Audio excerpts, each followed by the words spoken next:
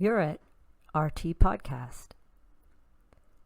We're about to hear a reading from Gustav Steinbrecht's Gymnasium of the Horse, provided by Classical Audio Horse Books and Gold Leaf Farms. Here we go. It is the rider's task to make the correct selection from these movements and exercises according to the special talents of his horse. The conscientious observance of certain main principles and the gradually gained experience will then be or become his reliable advisors. As the first main principle of the art, I urge every rider to ride your horse forward and set it straight. When I say riding forward, I do not mean driving the horse forward in the fastest and most extended gaits, but rather for the rider to take care to maintain an active thrust of the hindquarters in all exercises, such that not only in the movements in place, but even when moving backwards, the forward motion, namely the desire to move the load forward, remains in effect. The horse must therefore be enabled through practice to restrain its thrust to the utmost by increasing the load. But thrust should never be completely suppressed by overdoing it. Additionally, I consider a horse to be straight, not if it carries its body entirely without bending, but if its forehand is adjusted in a forward direction to the lines to be traveled, so that the horse's forelegs precede the hind legs under all circumstances, even if its body is bent to the greatest extent possible, and in the movements on two tracks. The hind legs, in turn, follow the forelegs unconditionally in that they always step forward in the direction of movement, and never to the side of that direction. If these two golden rules are not observed due to ignorance or negligence, all of the faults that make a horse resistant, and often even ruin it, develop during training. The adherent of the natural carriage, who usually rides his horse in free gaits and on straight lines, rarely violates these rules.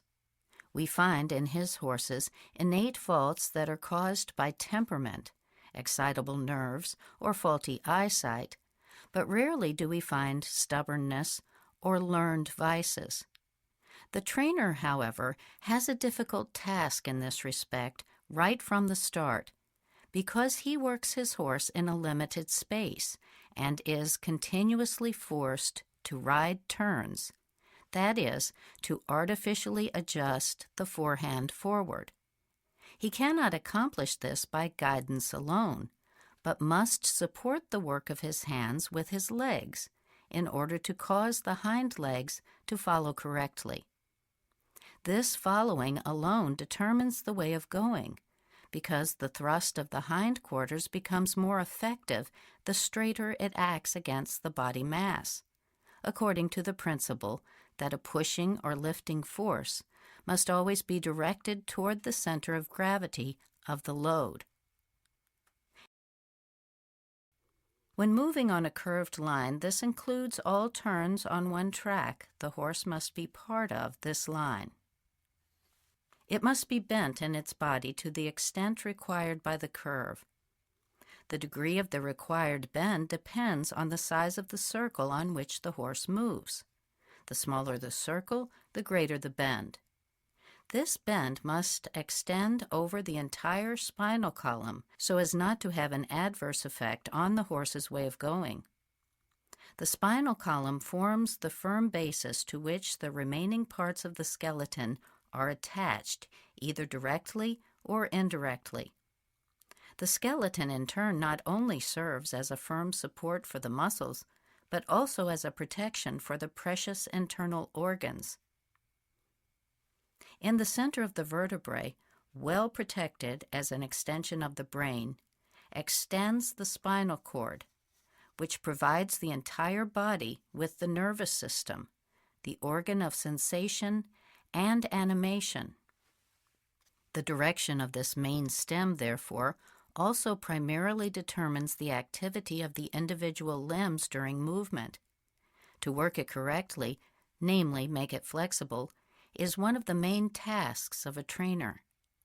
By nature, the horse is able to bend this part considerably.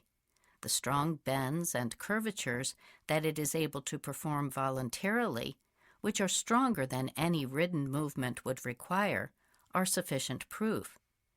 It is the object of the art of riding to control this flexibility in such a way that the horse takes on a bend of a certain degree when certain aids are given, and retains this bend uniformly and obediently.